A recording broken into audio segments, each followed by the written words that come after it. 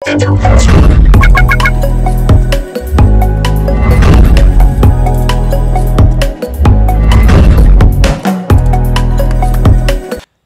मी संदीप काळे.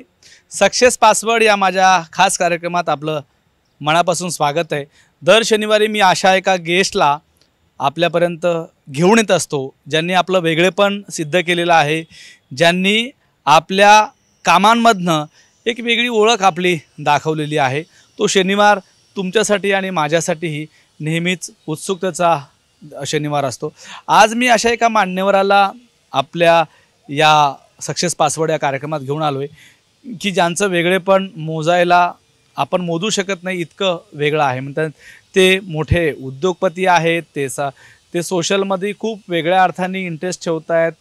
त्यांचं घरचं बॅकग्राऊंड वेगळं आहे आणि एकूणच काय तर एका माणसाभोवती असणाऱ्या अनेक स्टोरीज या निमित्ताने फिरत आहेत. माझे मित्र संदीप भाजी भाकरे यांनी मला या व्यक्तीची ओळख करून दिली आणि मला त्या दिवशी वाटलं की आपल्या शोमध्ये ही व्यक्ती आली पाहिजे. खरं तर त्यांची भाषा हिंदी आहे. माझ्या सगळ्या प्रेक्षकांना जे मला प्रचंडपणे फॉलो करतात, विशेषतः महाराष्ट्रामधले, त्या सगळ्यांना मला सांगायचं की आज जरा हिंदी मराठी असं मिक्स होणार आहे. कारण त्या व्यक्तीची स्टोरी इतकी जबरदस्त आहे. त्यांनी जे उभं केलेलं ते काम खूप मोठं आहे आणि अनेकाला ते प्रोत्साहित करणारं आहे. पॉझिटिव्ह थिंकिंग घेऊन आपण एखादं काम उभं केलं तर आपण काय निर्माण करू शकतो याचं हे उत्तम उदाहरण आहे. आणि आज मी ज्या व्यक्तीला आपली भेट करून देणार आहे त्या व्यक्तीचं नाव आहे पंकज दुजोदवाला. मंगलम कापूर आपण नाव ऐकलं असेल किंवा अनेक वेगवेगळ्या अशा संस्था ज्या संस्थेमधनं माणुसकी झिरपते, अशा संस्थेचं प्रतिनिधित्व करणारे पंकजजी आज आपल्यासोबत आहेत. सर, या चर्चेमधलं या कार्यक्रमात आपलं मनापासून स्वागत आहे. शर्ट आपल्याला खूप छान दिसते आणि तुमचं व्यक्तिमत्वसुद्धा तितकंच खुलून दिसते तुमच्या कामाच्या माध्यमातून. खूप दिवसापासून जेव्हा आपली संदीपजीसोबत भेट झाली, संदीप भाजी भाकरे सरांसोबत, तेव्हा असं ठरवलं होतं की तुम्हाला माझ्या शोमध्ये येण्याचं, तुमचा कार्यक्रम घ्यायचा आणि महाराष्ट्रातल्या त्या तमाम उद्योगाशी निगडीत असलेल्या, ज्यांना उद्योगामध्ये रस आहे, अशा सगळ्या मुलांना तुम्हाला ऐकवायचं, ज्या माध्यमातून चार पंकज जरी तुमच्यासारखे घडले तर मला असं वाटतं की माझ्या आयुष्याचं चीज होईल जे तुम्ही आत्ता सध्या करताय. मी तुमचा सगळा प्रवास मला उद्योगाला घेऊन लोकांसमोर मांडायचाच आहे, पण मी तिच्या अगोदर तुमचं सगळं घर, कुटुंब, फॅमिली या सगळ्या प्रवासावर मी तुमच्याबरोबर चर्चा करणार आहे आणि मग त्यानंतर तुमचा सगळा तो सक्सेस आलेख जो आहे तो मी घेणार आहे. मला माहीत आहे की तुम्हाला मराठी हिंदीमध्ये थोडासा प्रॉब्लेम होईल. तुमची मराठी तेवढी बेस व्यवस्थिशीर नाही, पण तुम्ही हिंदी उत्तम बोलता. माझी विनंती आहे की तुम्हाला ज्या भाषेत कम्फर्ट होईल त्या भाषेत तुम्ही बोला, पण माझा प्रेक्षक हा सगळा मराठी आहे. तुम्ही मध्ये मध्ये मराठी बोललं तर ते अजून छान होईल. तुमचं घरातलं वातावरण कसं होतं, कशी सगळी परिस्थिती होती आणि मरीन ड्राईव्हचं ते वातावरण, या भागात तुम्ही राहत होतं ते वातावरण आणि त्यावेळेस तुमचे आई वडील कसे संस्कार होते तुमच्या आई वडिलाचे? संदीप भाई, आता सगळ्या बंधुआने माझा नमस्कार. माझा सुरुवात झाली ती मरीन ड्राईव्हवरून, हिंदी विद्याभवन स्कूलवरून. आणखी रवायच्या तिकडेच सिंधू बिल्डिंगमध्ये आहे. आणखी सुरुवातमध्ये काफ़ी इन द स्कूल काफ़ी में तकलीफ़ में था, क्योंकि कभी एजुकेशन में अच्छा नहीं रहा.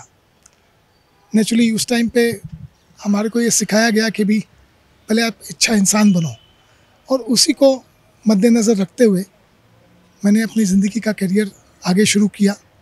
अपने आप को इस सांचे में ढाला कि मैं कुछ अच्छा कर सकूं, चाहे वो लोगों के प्रति हो, चाहे अपने खुद घर वालों के प्रति हो या समाज के प्रति हो. और उसी को पगडंडी बनाते हुए जो मेरे पिताजी श्री राम गोपाल जी दुजोदवाला ने, मेरे बड़े भाई साहब कमल जी ने मेरे को सिखाया, मैंने उनको ही अपना गुरु माना और उसी के कारण से मैं आगे बढ़ता रहा.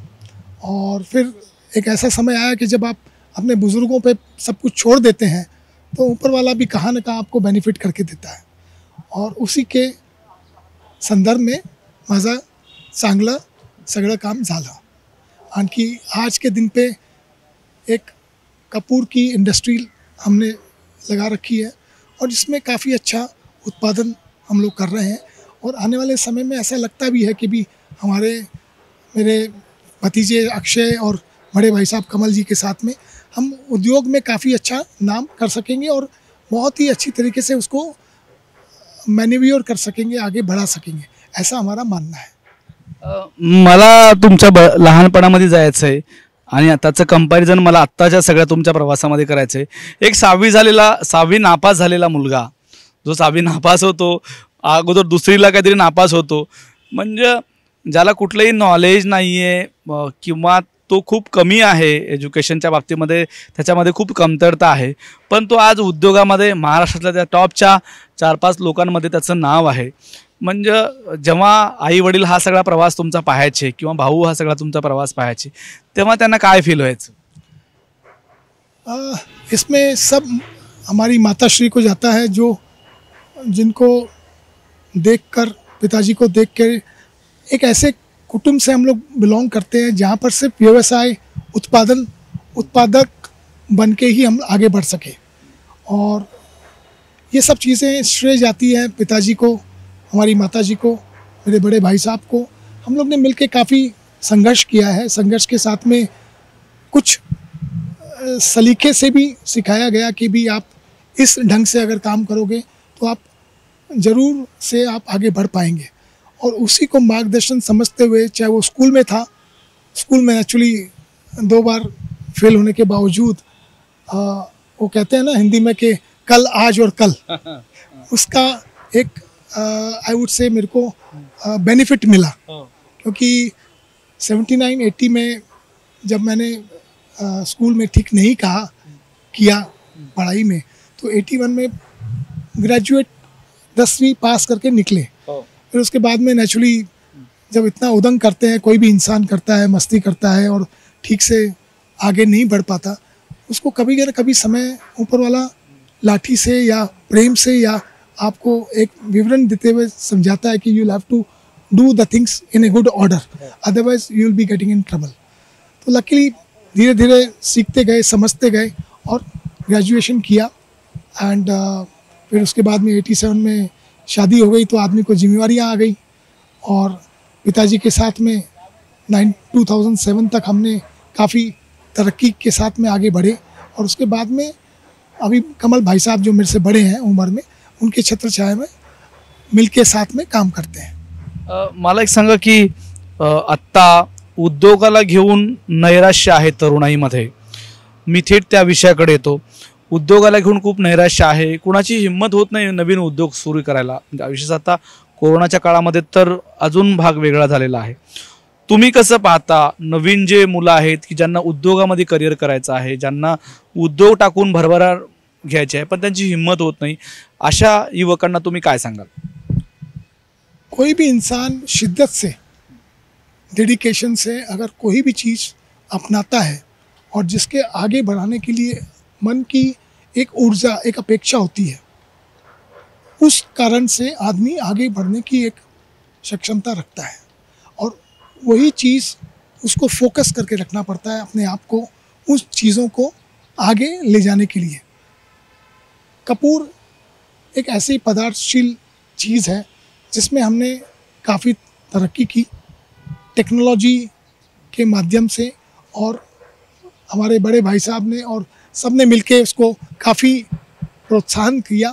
एंड हमने आज जो भी स्थिति पाई है वो पूरे शिद्दत से, ईमानदारी से कपूर के अंदर बगैर कोई मिलावट आप बेचें और सबको सुगंधित करें, ऐसा जीवन सुगंधित करें, ऐसा बिल्कुल मानता है। ये मैं उद्योगों के बारे में कहता हूँ, क्या आप टिप्स देंगे नवीन जे उद्योग वाले आहेत मुलं, ज्यांना उद्योगामध्ये रस आहे, त्या मुलांना तुम्ही काय टिप्स द्याल? कोई भी चीज़ हो, कोई भी पदार्थ हो, कोई भी सामग्री हो, उसको उसके ऊपर ज़्यादा अध्ययन करें, उसको समझें, उसके डीप रूट्स पे जाएं। चाहे वो कपूर हो या और कोई भी व्यवसाय में आप काम करते हैं, जितना उसमें आप अपनी शिद्दत से मेहनत करेंगे, आपको कोई ना कोई अच्छा मार्गदर्शन मिलेगा ही मिलेगा, ऐसा मेरा स्ट्रॉन्ग मानना है। एंड जो भी नया एंटरप्रेन्योर आता है उसके पास में बहुत से जरिया रहते हैं। जैसे हम लोग अभी पाउडर बनाते हैं कपूर का, जिसको सिंथेटिक पाउडर बोलते हैं। कल ना किसी को टैबलेट बनाना हो तो वो खुद टैबलेट भी बना सकता है, और टैबलेट ज़रूरी नहीं है कि हम ही बना के बेचें। कोई एक आम आदमी अगर कोई पाउडर लेके टैबलेट बनाता है या उसका और भी कोई नया उत्पादन करना चाहता है, वो बिल्कुल कर सकता है। उसको मार्गदर्शन करने के लिए या उसको आगे बढ़ाने के लिए मेरा बड़ा मन रहता है, इच्छुक रहता है कि वो कैसे और आगे बढ़े। हमारे कारोबार में जहाँ पर कपूर बनता है उसको अब हम डबल कैपेसिटी भी कर रहे हैं। उस डबल कैपेसिटी करने का मार्गदर्शन में ये है कि हम और लोगों तक कपूर, जैसे मेंथॉल की गोली, जैसे फिनाइल की गोलियां होती हैं, वही रिप्लेस हो रही है कपूर के गोलियों के कारण से, एंड उसी को हम आगे प्रोत्साहन देने में विश्वास करते हैं। तो कोई भी नया उद्योगपति अगर हमारे पास में या उद्योग करना चाहता है वो हमारे पास आए तो हम उसको ज़रूर इस चीज़ के, इस लाइन के ऊपर हम सलाह देना चाहते हैं। मी जेव्हा तुमचं सगळं रिसर्च करत होतो किंवा तुमच्याशी बोलत होतो तेव्हा मला एक गोष्ट जाणवली की तुमचा हा उद्योग सुरू असताना अचानकपणे 13 ते 15च्या काळामध्ये खूप अडचणीला तुम्हाला सामोरं जावं लागलं, पण तरीसुद्धा तुम्ही त्या अडचणीवर मात करून पुढे आलात. तुम्ही अजून नव्याने सुरुवात केली आणि आज ती भरभराट खूप दूरपर्यंत जाऊन पोहोचलेली आहे. नेमका तो बॅड पॅच काय होता आणि तुम्ही त्यातून सावरले कसे, उभे झाले कसे? मी हे तुम्हाला यासाठी विचारतो की असे अनेक उद्योग श्री असतात किंवा उद्योगात पावलं टाकणारे माणसं असतात की जे भरभराटीनं सुरुवातीला खूप निर्माण करू पाहतात, पण त्यांना अपयश येते आणि ते खचतात आणि ते आयुष्यात डिप्रेशनमध्ये जातात. त्यांना आयुष्यामध्ये काय करावं असं काही कळत नाही, अशी परिस्थिती होते. तुम्ही या परिस्थितीतून सावरलात कसं आणि उभं कसं राहिलात? कोई भी इंसान की ज़िंदगी में चाहे वो घड़ी बंद भी होती है तो 2 बार तो समय सही दिखाती है। अपॉर्चुनिटी ज़िंदगी में हर एक व्यक्ति के तरीके से आता है और हर एक इंसान की पूरे कार्यकाल में आता है। हमारे ज़िंदगी में भी ऐसा एक वक्त था जहाँ पर ये सब कपूर का कारोबार करीब करीब कुछ आनी जानी नहीं थी, उसमें कोई कमाई नहीं थी। बट आने वाले वक्त को अगर आप पकड़ के रखो, अपने आप को आप संचित करके रखें कि भी आप उसको कैसे आगे बढ़ा सकते हैं, और मध्यम तरीके से आप क्रिकेट में देखते हैं कि लोग विकेट जब खेलते हैं, क्रिकेट खेलते हैं तो उनका बैट मैदान में डटा हुआ रहना चाहिए। बरोबर है. जब आप हटेंगे वहाँ से और अगर आउट हो जाएंगे तो आप आउट हो जाएंगे, वरना अगर आप वहाँ पर डेडिकेटेडली डटे रहेंगे, खेलते रहना चाहिए। चाहे कैसा भी गेंद आए, लूज गेंद आए या जो गेंद आए, जिसको आप ब्लॉक कर सकें ब्लॉक करके रखिए। आने वाले समय में कभी मौका आएगा ज़िंदगी में कि जहाँ पर आपको अपने उत्पादन के अंदर आपको तरक्की मिलने का एक मौका मिलेगा ही मिलेगा। और वही हमारे को मिला। 2015 में एक समय था जहाँ पर सब प्रदूषित इंडस्ट्री ऑफ कपूर को बंद किया गया चाइना में। हम लोग का उस समय काफ़ी नीचे का वक्त था। उसके बाद जैसे जैसे प्रदूषित इंडस्ट्रियाँ बंद हुई पूरे विश्व में, अल्टीमेटली हमारे को भी उसका एक मौका मिला और हम लोग ने इमीडिएटली अपना उत्पादन बढ़ाने के कारण से हम आगे फॉरवर्ड इंटीग्रेशन में टैबलेट मैन्युफैक्चरिंग करते गए, स्प्रेज निकाले, और भी बहुत से पदार्थ हैं कपूर में, चाहे वो साबुन हो चाहे सैनिटाइज़र हो। ये सब प्रोडक्ट निकालने से हमारा तरक्की और आगे बढ़ा और हम और कंज्यूमर एरिया में आ गए, जहाँ पर हमने अपना खुद का मंगलम करके कैंप्योर बनाया। कैंप्योर के अलावा मंगलम ब्रांड भी बनाया जिसमें हम लोग टैबलेट बेचते हैं। तो उन दोनों के कारण से हमारी तरक्की हुई। और दिल खुला रहना चाहिए। आप हमारे यहाँ पर कोई भी किस्म की गुटबाजी, यूनियनबाजी कंपनी में नहीं है। क्यों नहीं है? क्योंकि वो पूरा लिंक रहता है विद द प्रोडक्शन। अगर आप 100 किलो बनाते हैं, अगर 101 किलो भी बनता है तो right from the sweeper to the managing director company का 500-600 आदमी, सबको एक एक्स्ट्रा कुछ ना कुछ पैसे मिलते रहते हैं।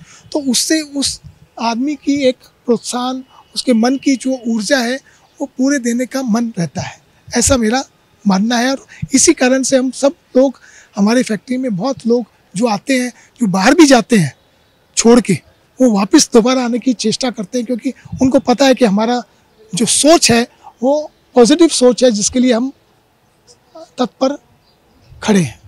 ओके. मला एक गोष्ट तुमचं रिसर्च करताना किंवा तुमच्या याच्यामध्ये मला जाणवली ती म्हणजे तुम्ही देण्यामध्ये खूप तुम्हाला आनंद मिळतो.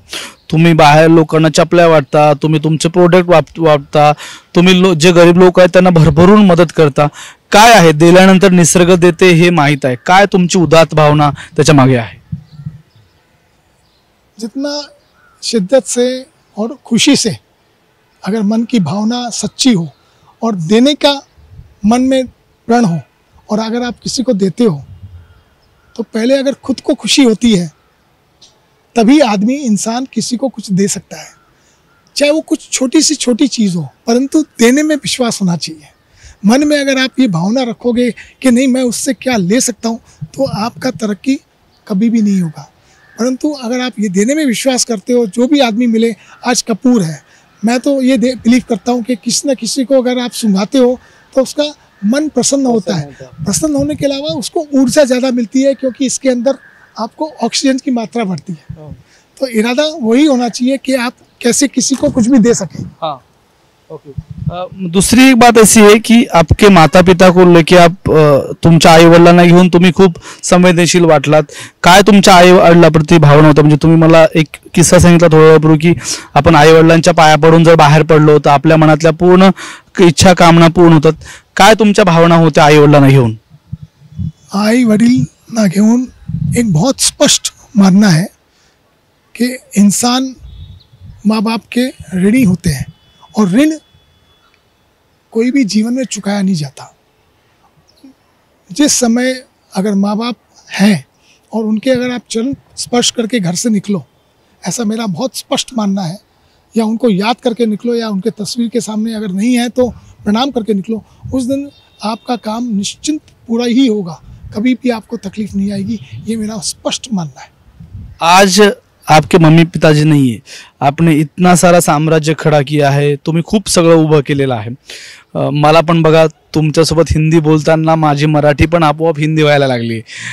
तर तुम्ही आज तुमच्या आईवडिलांना जे वर बसले असेल, तुमचा सगळा हा तुम्ही जे लोकांसाठी काम करता, तुम्ही जे कामगारांसाठी काही उभं केलेलं आहे, त्याला खूप जवळून ते पाहत असतील किंवा वरतून म्हणत असतील की आमचा मुलगा काहीतरी खूप छान करतो, वेगळं करतो.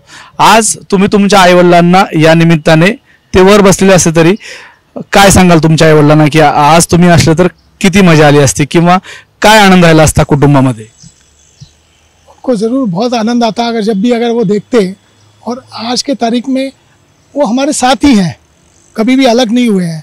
मन में अपनी भावना उनके प्रति अगर अच्छी रहे, और समय समय से आप उनको सुबह शाम शनिवार को जहाँ पर पितृ बसते हैं अपने पीपल वृक्ष में आप याद करते रहेंगे, तो आपका कुछ ना कुछ तरक्की ही होगा. जितना ज़्यादा उनको आप मन में स्मरण करके रखेंगे, उतना ही आगे आपका बेनिफिट होगा, ये मेरा मानना है. आज तुमच्या आईवडिलांना तुम्ही काय सांगाल? आज हो तो सिर्फ प्रणाम करके उनको चरण स्पर्श करिए और उनको याद करिए, उतना ही बोलना उचित है. उसके ऊपर बोलना अपने आप को मीम या मुट्ठू के बोलने के हिसाब से हो जाता है कि तुम बहुत बड़े बन चुके हो. कोई आदमी बड़ा नहीं होता माँ बाप के सामने. मला अजून एक गोष्ट या निमित्ताने तुम्हाला विचारायची आहे, ती म्हणजे की आत्ता सध्या भरभराटी उद्योगाला घेऊन कशी आहे, तुम्ही मार्केटकडे कसं पाहता? नव्याने सुरू करू पाहणाऱ्या उद्योगांना हे वातावरण पोषक आहे का? म्हणजे सरकारपासून ते नवीन आलेल्या नियमापर्यंत हे सगळं कसं सध्या सुरू आहे? तुम्ही याकडे एक उद्योगपती म्हणून कसं पाहता? देखिए, जीवन एक संघर्ष है. इंसान अगर पैदा हुआ है, यहाँ पर मेहनत करता है, तो उसके तकलीफ़ें भी आएगी.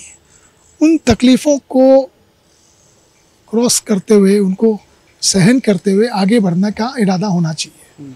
और तकलीफ़ अगर आती भी है, उनको पिंच ऑफ सॉल्ट की तरीके से अगर आप जहाँ तक ले पाओ, वही एक अपना कर्तव्य रहना चाहिए ऐसे व्यक्तिगत इंसान के तौर पे. और नहीं तो फिर आपका ज़िंदगी एक बहुत ही कठिन बन जाता है अगर आप उसको ठीक से जी नहीं पाएंगे. अगर आप उसको हर एक प्रॉब्लम्स को अगर आप ये समझेंगे कि भाई मैं इस पे कैसे निकलूँगा. हर एक का मार्गदर्शन होता है, थोड़ा किसी का कम होता है, किसी का ज़्यादा होता है. आप उसको कैसे आराम से धीरे धीरे क्रॉस करें, वो आपका एक मेन उद्देश्य होना चाहिए. आता मी तुम्हाला ते म्हणत होतो की उद्योगासाठी आता वातावरण पोषक आहे का? कोई भी वातावरण किसी के भी गवर्नमेंट में ऑलवेज अच्छा रहता है। खाली आदमी को अपने तट पे खड़े रह के अपना काम शिद्दत से करना चाहिए, और वो अगर शिद्दत से करे आने वाले वक्त में कहाँ न कहाँ मौका मिलेगा। अगर अभी ठीक नहीं है तो कुछ समय के बाद मिलेगा, पर मौका ज़रूर मिलेगा इंसान को, ऐसा मेरा मानना है। तुम्ही जेव्हा या सगळ्या प्रवासाकडे पाहता, तुमचा सगळा प्रवास आहे, तुम्ही मागे पाहताना तुम्हाला काय वाटतं की तुम्ही हे केलं त्याच्यामुळे हा तुमचा सक्सेस आलेख इथपर्यंत आलेला आहे, हा तुमचा प्रवास खूप छान झालेला आहे, सुखकर झालेला आहे, काय सांगाल? अपना काम जो आदमी आध्यात्मिक पूजा पाठ करता है या इंसान किसी को मदद करता है, वो अपने करते रहिए विदाउट हैविंग एनी मेलिस। अपने मन में ये भावना नहीं होनी चाहिए कि मैं अगर ये करूँगा तो मुझे ये मिलेगा। अपने मन की अंतरात्मा से आप जो भी अच्छा कार्यक्रम है वो करते रहिए। जितना ज़्यादा आप करोगे, जितनी प्रेम से और खुद की खुशी के भावना से करोगे। एक एग्ज़ाम्पल है हमारी 1980, आज से करीब 40 साल हो गए, टीचर जो हमारे साथ में हमारे को पढ़ाती थी, मैंने सबके पास नहीं जाके एक ही हमारी जो आदरणीय टीचर है उनको माता पिता मान के उनके पास मैं रेगुलरली शनिवार की शनिवार जाता हूँ। और शनि का दिन है और टीचर का दिन शनि का ही होता है, तो जितना आप उन पे प्रेम बरसाओगे, वो बैठा है ऊपर वाला, आपको उससे बहुत अच्छा और 10 गुना मिलेगा, ऐसा मेरा मानना है। तुम्ही जे आता टीचर विषय सांगितलं, काय त्यांची खासियत आहे, कुठल्या बॅचचे सगळे विद्यार्थी होते आणि आता ते विद्यार्थी त्या टीचरसाठी काय करतात? देखिए, कोई भी इंसान टीचर को 500 रुपया 1000 रुपया अपने खुद के सोच से भेज सकता है, पर खुद समय देना ये एक बहुत ही इम्पोर्टेंट और ज़रूरतमंद चीज़ है। और उनकी जो ज़रूरतों को पूरा करना, उनके साथ बैठना, उनसे साथ बतियाना, ये करने से एक तो खुद को खुशी मिलनी चाहिए, उसके अलावा सामने वाली टीचर को भी लगना चाहिए कि ये सिर्फ प्रेम लिप रीडिंग से नहीं करता, वो आके बैठता है और अपनी जो भी ज़रूरतमंद चीज़ें हैं वो बिल्कुल शिद्दत से हर दिन जब भी चाहिए वो पहुंचाता है पर्सनली। नहीं तो जब आदमी बड़ा हो जाता है तो बोलता है मुझे समय नहीं है। तो जिसके पास में समय नहीं होता उसकी ज़िंदगी मेरा मानना है छोटी होती है। अपने पास समय ही समय है, तो जितना बड़ा समय आप रखोगे उतना आपका ज़िंदगी भी बड़ा रहेगा, ऐसा मेरा मानना है। व्यवसायामध्ये अडचणी पण खूप येतात, अनेक वेळा असं होतं की व्यवसायात खूप अडचणी येतात, तर त्या अडचणीला तोंड देण्यासाठी आपली भूमिका कशी असली पाहिजे, कशा अँगलनी कणखर असली पाहिजे, जे तुम्ही 2015-13 मध्ये अनुभवलेला आहे? एक समय था कि 2015 में हर इंसान के ज़िंदगी में उतार चढ़ाव आते हैं, और उतार चढ़ाव के अंदर कभी बहुत ही नीचे आदमी गुज़र के ही ऊपर आता है। उसके नीचे जाने का और कोई सौभाग्य किसी को मिलता नहीं है। मुझे ज़रूर मिला 2015 में, जब हम लोग तकलीफ़ में आए हमारी इंडस्ट्री को लेके, और उसके बाद में हम लोग धीरे धीरे ऊपर उभरे। एक तो समय और ऊपर से आपका लक, अगर आपका लक आपको साथ देता है और आप शिद्दत से काम करते हो तो ज़रूर उत्पादन सही तरीके से करते हो, अच्छा करते हो, आदमियों से अच्छा व्यवहार रहता है। हर किस्म के इंसान मिलेंगे आपको हर एक इलाके में, चाहे वो इंडस्ट्री में हो, चाहे और कोई फील्ड में हो। आपको अपना काम शिद्दत से, ईमानदारी से और अच्छे तरीके से विदाउट गेटिंग डिस्टर्ब्ड अपने मनोबल को बैलेंस करते हुए अगर आप करोगे तो आपको तरक्की ही मिलेगी आने वाले समय में, ऐसा मेरा मानना है। आत्ता मला एक प्रश्न याला लावून विचारायचा आहे की त्यावेळेसचं वातावरण जेव्हा काहीच मिळायचं नाही अशी परिस्थिती होती, आता खूप सगळं मिळतंय, मग तुम्ही त्या पालकांना काय सांगाल की तुमच्याकडं तुमच्या मुलांना तुम्ही घडवण्यासाठी कुठल्या गोष्टीचं प्रिकॉशन घ्याल? म्हणजे तुम्ही एक सक्सेस वडील आहात, एक पालक आहात, म्हणून मी त्या अँगलनी हा तुम्हाला प्रश्न विचारतो। आज असं होते अनेक वेळा की पालकांकडे खूप आहे द्यायला, पण मुलांनी काय करावं, त्यांच्यावर संस्कार कुठले द्यावेत हे कळत नाही, अशी परिस्थिती आहे। तुम्ही त्या सगळ्या पालकांना काय सांगाल एक यशस्वी पालक म्हणून? कोई भी बच्चा जब यंग होता है वो ये सोचता है कि भी मैं दुनिया मुट्ठी में कर लूँ, ज़रूर करे, पर होश और हवास में अगर मेहनत करें, अपने आप को कूल रखें, वो थोड़े समय से आता है, क्योंकि माँ बाप की शिक्षा, माँ बाप का आशीर्वाद, माँ बाप की समझ आदमी अगर बच्चा देखता है और सीखता है, तभी इंसान को वाकई में सही रूप का पता चलता है, आचरण से पता चलता है, आदमी के हाव भाव से पता चलता है। और उसको काफ़ी समय लग जाता है, जब तक आदमी छोटे अवस्था से वो जवान हो जाता है और फिर धीरे धीरे वो समझता है कि आटे दाल का भाव क्या होता है। But at the same time मेरा ये मानना है कि इसमें माँ बाप का योगदान बहुत बड़ा होता है, और माँ बाप को देख के ही बच्चा आगे बढ़ता है। मेरे आज के बच्चों में ज़रूर ये एक कहना रहेगा कि भाई आप अपना खुद का पढ़ाई लिखाई जहाँ तक हो सके उसमें काफ़ी मेहनत करें, और कोई भी साइड एक्टिविटीज़ में ध्यान नहीं दें। ए पार्ट ऑफ स्पोर्ट्स करें, स्पोर्ट्स के टाइम पे, एजुकेशन के टाइम पे एजुकेशन रहे। दातार बहुत हैं मेरे यहाँ पर, हमारे कुंभीवली में 3 गांव पड़ते हैं, तीनों में स्कूल्स हैं।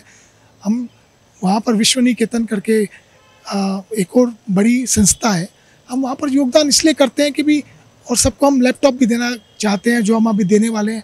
हमारा उद्देश्य वो है कि सबके पास में पूरा सीखने का एक पूरा मौका रहे, और उस मौके का लाभ उठाते हुए लोग आगे बढ़ें, और उसको कैसे तरक्की के राह में जा सके ये उसके ऊपर निर्भर करता है। मी तुमचं काम अनेक अंशी जवळून पाहिलेलं आहे. म्हणजे एज्युकेशनच्या, गरिबांच्या एज्युकेशनला घेऊन विषय असतील किंवा सोशल कॉज घेऊन तुम्ही जे उभं केलेलं अनेक ठिकाणचं सामाजिक काम असेल, ते सगळं काम मी अनुभवलेलं आहे.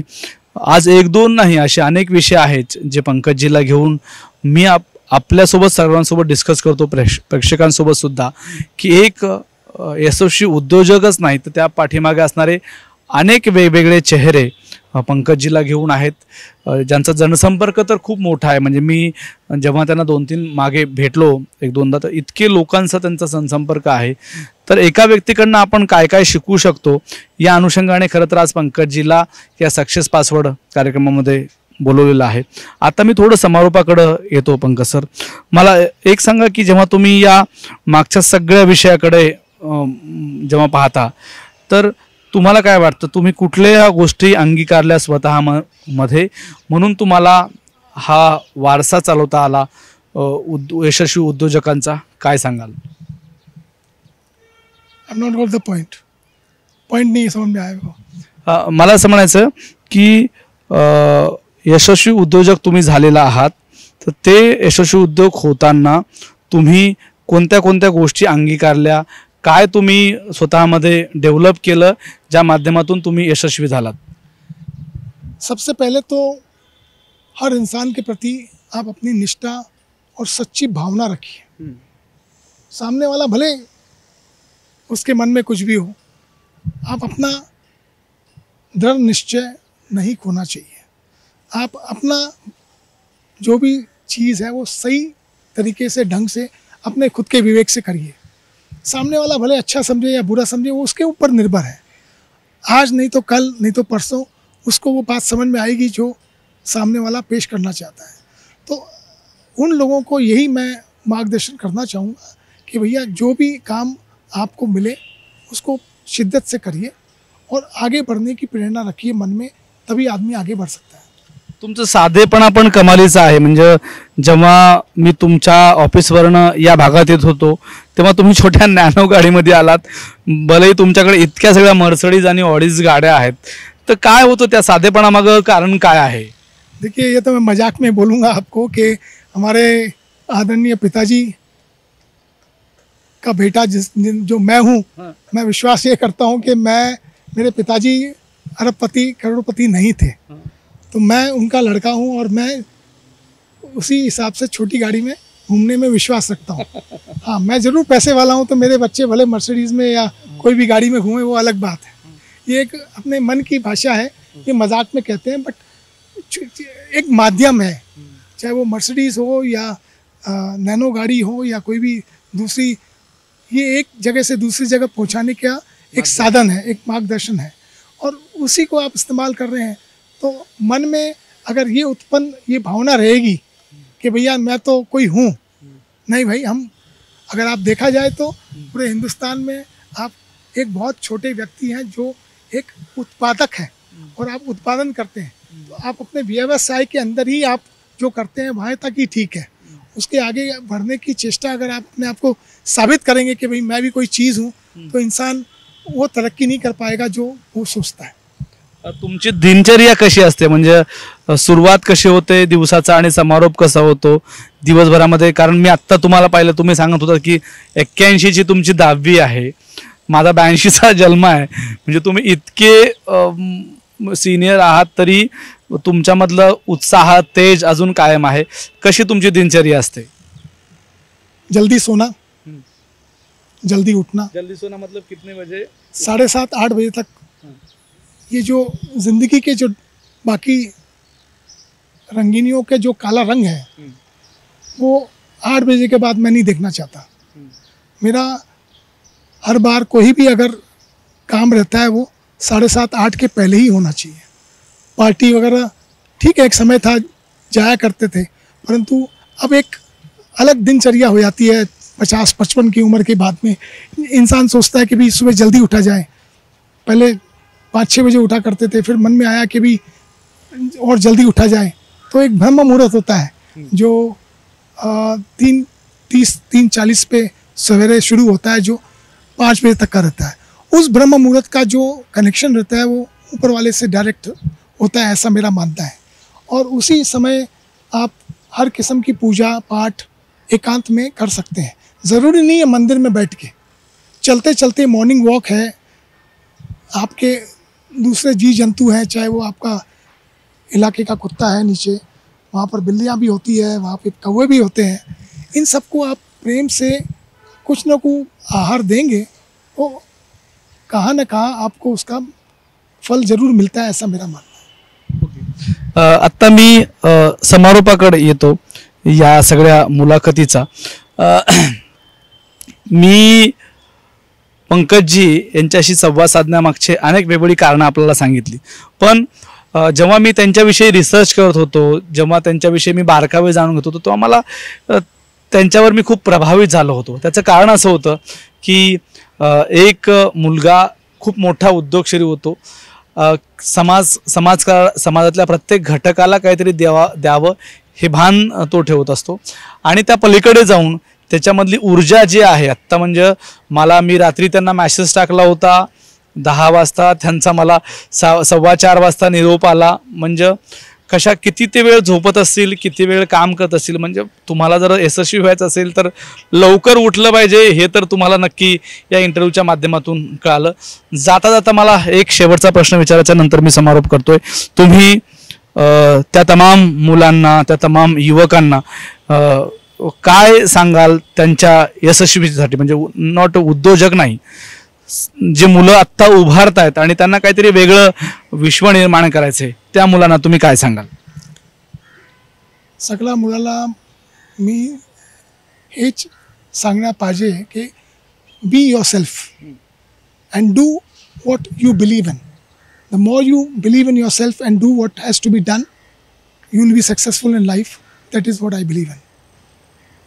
Thank you sir. Thank you so much, तुम्ही आम्हाला वेळ दिला. कोरोना असलं तरी मी तुम्हाला सेकंड यासाठी करतोय की या हाताने अनेकांना काम दिले, या हाताने अनेकांना आशीर्वाद दिले आहेत, आणि हा हात म्हणजे या महाराष्ट्राचा अभिमान आहे. या निमित्ताने सांगावंसं वाटतं, आपण वेळ दिलात, आपले मनापासून आभार. या आजच्या मुलाखतीमध्ये पंकजजी यांच्यासोबत झालेला संवाद तुम्हाला निश्चितच आवडला असेल. या संवादाच्या माध्यमातून एक वेगळेपण जपणारा उद्योजक, जो समाजकारणात रुची ठेवतो, जो तत्वज्ञानामध्ये रुची ठेवतो, जो आपल्या शिक्षकापासून ते सगळ्यांना हातभार लावण्याच्या दृष्टीने पुढाकार घेतो, मदत करतो, आणि जो सातत्याने देण्याची भावना ठेवतो. आमच्या अभिजित पवार सर नेहमी सातत्याने म्हणत असतात की आपण दिलं तर निसर्गही आपल्याला भरभरून देतो. आपण काम करायचं ते लोकांचे आशीर्वाद घेण्यासाठी, आणि मी अशीच माणसं सातत्याने या सक्सेस पासवर्डच्या माध्यमातून आपल्यापर्यंत आणण्याचा प्रयत्न करत असतो की आपण लोकांना देण्यासाठी काहीतरी पुढाकार घेतला पाहिजे, लोकांचे आशीर्वाद देण्यासाठी काहीतरी काम उभं केलं पाहिजे. आज पंकजजी यांच्या माध्यमातून एक उद्योजक आपल्यासमोर आणला, पण त्याशिवाय एक हळवा माणूस ज्याला आजही वाटतं की आपली शिक्षिका 1981च्या बॅचला शिकवणारी शिक्षिका, तिला आपण मदत केली पाहिजे, ही माणुसकी जपणारी माणसंसुद्धा याच कार्यक्रमाच्या माध्यमातून आपल्यासमोर आलेले आहेत. मला नितीन खरात माझा सहकारी, त्याला पण धन्यवाद द्यायचे. त्या माध्यमातून खूप चांगला इंटरव्ह्यू आपल्यापर्यंत त्यांनी पोहोचवला. आज शनिवारी मी इथं थांबतो. या मुलाखतीसह पुन्हा दुसऱ्या शनिवारी असंच एका मान्यवराला घेऊन मी या सक्सेस पासवर्ड कार्यक्रमात आपली भेट त्यांच्यासोबत करून देतो. आज इथं थांबतो. धन्यवाद.